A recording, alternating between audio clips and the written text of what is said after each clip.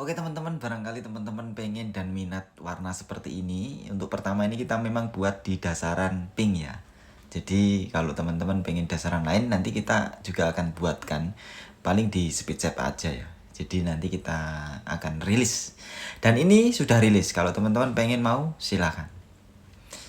Assalamualaikum warahmatullahi wabarakatuh. Berjumpa lagi bersama saya di channel Bayu Braslur. Gimana kabarnya? Tentunya dulur-dulur selalu jaga kesehatan. Dan jangan lupa gosok gigi. Duh, selalu jaga kesehatan dan jangan selalu jaga image. Oke, teman-teman, kemarin kita udah selesai dari pengamplasan, terus ngebase dari base solid, terus kita terikut dengan efek gold yang terakhir kemarin ya. Terus di sini kita mau lanjut bagian clear coat. Supaya apa sih kalau videonya ini kita pisah part 1 part 2 supaya apa? Supaya nggak kepanjangan ya teman-teman. Jadi kalau teman-teman mau lihat misalnya yang awalnya seperti apa, boleh dilihat dulu di awalnya, terus lanjut ke bagian sini gitu ya. Oke.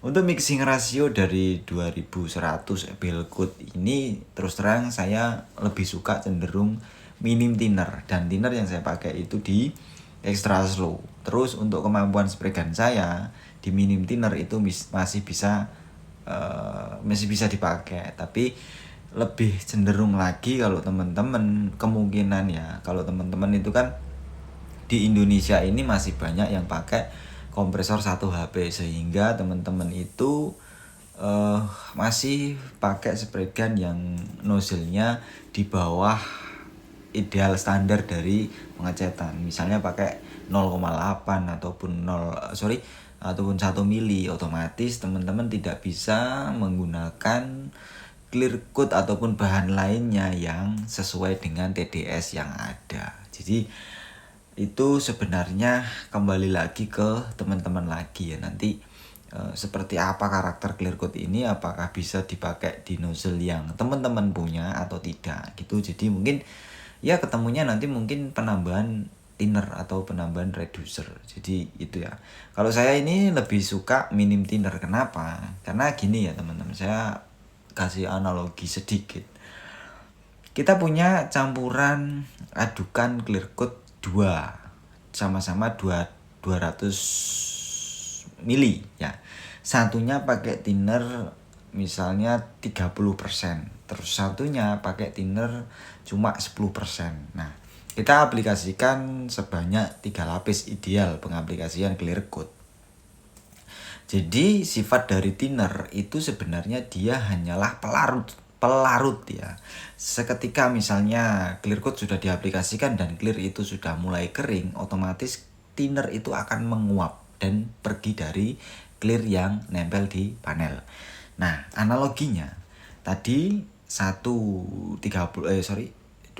apa 30% atau 20%. Terus satunya kita pakai 10%. Sama-sama 200 mili, sama-sama kita tembakin 3 lapis ya. Otomatis kandungan thinner yang semakin banyak itu ada di campuran nomor 1. Jadi yang 20% tadi atau 30% ya. Dan yang thinner yang semakin sedikit itu di campuran nomor 2 yang 10% aja. Nah, analoginya ketika thinner itu pergi, otomatis ketebalan atau thickness atau wet look yang dihasilkan oleh clear coat ya, itu akan mengalami perubahan. Pasti, karena perubahan dari benda cair ke padat gitu ya. Seakan-akan clear coat itu menyusut. Nah, dan banyak banget teman-teman yang mengalami hal itu, bahwasanya ketika masih basah clear kelihatan kinclong mas, bagus, tapi kok udah mulai mau mengering dia tiba-tiba kelihatan tekstur aslinya, jadi semacam kayak absorb, semacam kayak kusam, nggak bisa kinclong seperti waktu basah. Itu diakibatkan karena apa? Kebanyakan thinner, biasanya seperti itu.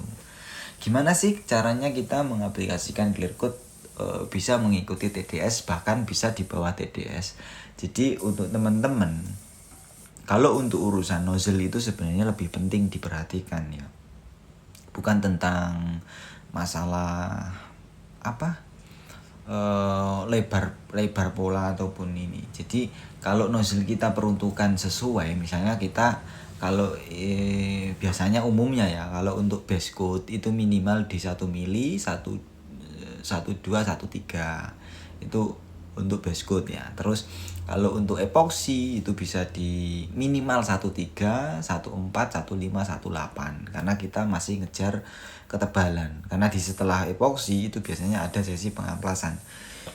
Jadi ketebalan itu sangat penting karena saat epoxy itu masih terlalu tipis dan ketika diamplas itu pasti rawan jebol gitu. Terus di sini kalau untuk clear coat sendiri itu minimal di 1,2 1,3 1,4. Jadi supaya kita bisa mendapatkan perform dari clear gitu. Untuk urusan clear coat sering sekali trouble, meler, popping, terus apa ya? Fish A atau yang lubang sumur yang bolong-bolong. Itu kalau misalnya fish A, kita bahas fish A dulu. Fish A itu biasanya terjadi karena bagian panel ya. Panel yang belum terlalu bersih. Mungkin teman-teman pernah dicuci ataupun tangannya bekas pegang gorengan, bekas minyak. Nah, itu bisa juga menjadi hal itu terjadi. Itu bisa fish A ya. Jadi bolong-bolong. Lebih ke panel sih sebenarnya kalau fish A. Nah, terus kalau popping, Mas. Popping itu biasanya terjadi terlalu tebal clear coat dan terlalu banyak thinner. Akibatnya penguapan thinner itu terjebak di dalam clear coat sehingga mengakibatkan popping di dalamnya gitu aja. Terus pemakaian thinner juga nggak diperhatikan. Misalnya cuacanya panas, terus kita pakai thinnernya yang tipe fast atau normal, otomatis cuaca yang panas akan membuat thinner itu penguapannya lebih cepat. Seperti udah cepat penguapannya terus dibantu lagi dengan panas yang ada. Solusinya gimana, Mas? Kalau kita mau nge-clear di cuaca yang panas, ekstrim di atas normal, itu bisa pakai extra slow. Supaya apa? Supaya kita ketemu untuk sesi flow time-nya gitu. Terus kalau untuk di cuaca dingin kita bisa pakai extra slow. Karena apa? Kelembapan ya. Kelembapan yang sangat tinggi itu akan menyebabkan tampilan clear itu menjadi semacam kayak ada hologramnya ataupun ngembun. Nah, itu bisa tabrakan dengan udara yang ada. Makanya kita pilih thinner yang minim kandungan air, yaitu pilih extra slow gitu. Terus meler. Nah, meler itu biasanya sering terjadi. Karena apa? Meler itu berarti ada penumpukan cairan over di bagian tertentu. Kemungkinan besar teman-teman tidak memperhatikan overlap atau perpindahan atau ayunan. Ya, misalnya kayak gini nih. Di dalam video ini kita mulai dari ujung maju gitu ya. Jadi kemungkinan besar teman-teman itu waktunya pindah, nggak pindah-pindah. Terus untuk nembaknya juga nggak berurutan. Misalnya dimulai dari titik A ke tengah, ke A lagi, balik ke ujung. Nah, itu biasanya teman-teman tidak bisa konsisten untuk ketebalan atau build filmnya tidak konsisten gitu. Itu bisa mengakibatkan meler. Jadi ada penumpukan cairan over di bagian tertentu itu. Buat teman-teman yang mungkin masih kewalahan, katanya sih ya, kalau kita ngaplikasiin HS21 punya Belgood nih susah banget katanya. Tapi menurut saya sepanjang saya pakai Belgood dari dulu itu minim banget sih nemuin trouble. Karena kemungkinan besar ya itu tadi faktor-faktor eksternal yang tidak diperhatikan. Walaupun kita sudah internal persiapan tapi eksternal kita tahu-taunya nggak fit ya udah akhirnya trouble. Terus kalau teman-teman kalau pengen ngaplikasiin ya tanpa flow coat atau clear ulang lagi, itu ada di bagian depan tadi. Pemilihan nozzle itu penting karena kalau nozzle-nya terlalu kecil dia akan mendapatkan film yang juga tipis kan gitu.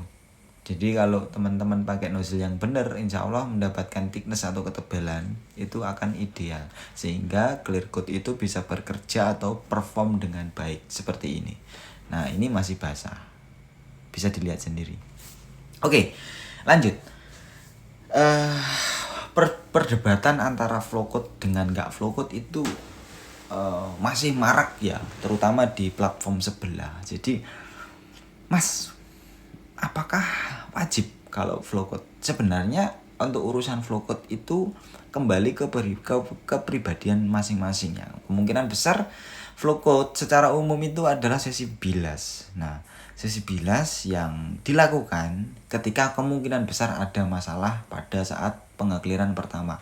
Bisa terjadi yang namanya popping, meler ya kan, terus over jerukan yang gede-gede itu bisa di flow code. Terus flow code juga bisa dilakukan ketika kemungkinan besar kalau teman-teman habis ngecat ya, terus dia ngeranah ke bagian detailing atau poles, itu bisa juga untuk menambahkan build film supaya ketika saat poles itu bisa lebih nyaman, gak rawan bocor atau jebol gitu ya, atau botak ya. Nah, kalau teman-teman yang sepengetahuan saya di maraknya sosial media sekarang itu flow code katanya bisa bikin tambah flat. Itu nggak ada pelajarannya teman-teman. Kalau kita mau flat, benar-benar flat, itu kita mainnya polish. Karena sebagian umum hasil dari atomisasi yang dispray itu pasti ada teksturnya, karena atomisasi itu bentuknya bulat-bulat. Jadi entah itu entah itu teksturnya halus atau kasar. Nah, itu kembali lagi ke teknik ya. Kalau teman-teman model tembakannya sawur-sawur, jeda rokokan dulu, sawur lagi, jeda rokokan dulu, ya itu nggak bakal perform kalau namanya clear ya. Clear itu kan ada istilah flow ya. Jadi gimana sih caranya clear ini bisa ngeflow atau bisa mengalir ya? Ya itu tadi caranya, kita harus nembakin clear ini seperform mungkin. Nah, kalau clear ini masih kering ya susah ngeflownya. Jadinya nanti sebelum ngeflow dia sudah mulai kering duluan, sudah membentuk tekstur duluan. Nah, akhirnya tampilan clear coat gak bisa cantik. Nah, ini bisa dilihat ya, di bagian-bagian tertentu itu ada beberapa jerukan, tapi ini kan masih sesi flow. Nanti kita lihatnya kalau sudah kering. Apapun itu, kalau sudah kering pasti akan keluar teksturnya. Oke, kita nanti langsung review aja. Oke teman-teman, ini adalah after clear dari clear coat 2100 yang kita aplikasikan kemarin malam, dan ini umurnya 1x24 jam. Ini adalah hasil dari after clear, benar-benar after clear ya. Belum saya koreksi, masih ada beberapa kotoran yang nempel di situ, tapi aman aja, kotorannya nempel di atas clear coat karena kita main teknik one visit application. Jadi teman-teman kalau pengen mendapatkan perform clear coat ya, itu jangan pakai mode sawur-sawur tipis-tipis dulu, jangan langsung diambil perform dari clear coat itu, langsung diambil thicknessnya dan width looknya gitu ya teman-teman. Oke, ngomong-ngomong tentang warna di sini teman-teman coba perhatikan warna ini baik-baik, itu warna ada pink dan gold. Nah, kalau dari sisi kini kita melihat warna ini seperti ini, dan ini basic yang kita aplikasikan kemarin. Oke, warna ini nanti kita akan rilis. Kita coba cek untuk detailnya. Coba kita pindah ke sisi sini. Nah, teman-teman lihat sendiri, warna ini menimbulkan efek seperti ada violetnya, tapi dalam banget, dan masih ada pinknya. Tapi kalau dari sini dia ngepink banget. Oke, teman-teman tidak usah ragu bahwasanya ini warna saya tidak edit menggunakan video editor. Jadi ini video murni, dan harapannya kalau misalnya teman-teman mau beli warna ini itu benar-benar real sesuai apa yang ada di dalam video. Jadi teman-teman kalau mau mengetahui warna ini editan atau enggak, itu lihat dari tangan kreatornya. Tangan kreatornya itu kalau dilihat putih bersih, terus efeknya itu agak kekuning-kuningan seperti kunyit, nah itu fix editan. Karena banyak banget teman-teman yang udah beli cat tapi tidak sesuai ekspektasi yang ada di video, entah itu dari Instagram, TikTok ataupun platform lainnya gitu ya teman-teman. Kalau saya di sini real, saya ingin menjual warna ini sesuai dengan apa yang saya aplikasikan ya. Jadi teman-teman supaya sesuai dengan ekspektasi yang diinginkan gitu ya. Kalau misalnya teman-teman pengen beli, nanti saya cantumkan nomor WA saya di kolom deskripsi. Terus kalau misalnya beli, Mas aku beli efeknya aja bisa nggak? Nanti biskuitnya saya bikin sendiri. Oke, nggak jadi masalah gitu ya teman-teman. Nah, bisa dilihat sendiri. Ini tangan saya masih normal. Dan jam tangan saya itu kan gold. Kalau misalnya saya edit itu pasti ngegold banget. Oke. Gitu aja mungkin dari saya. Untuk detail dari clear coat seperti ini masih ada beberapa kotoran, nanti kita koreksi setelah di atas unitnya gitu ya. Kalau sendirian itu susah teman-teman, ngoreksi sendirian di bagian seperti ini gak ada yang megangin itu susah gitu ya teman-teman. Oke, saya pamit undur diri teman-teman. Jangan lupa kalau mau beli cek di kolom deskripsi ada nomor WA saya, kita BWA aja. Oke, siap kirim ke seluruh Indonesia. Pengiriman dari mana mas? Pengiriman dari Jawa. Tidak usah khawatir tentang ongkir ya. Oke, saya pamit undur diri. Thank you for watching. Wassalamualaikum warahmatullahi wabarakatuh.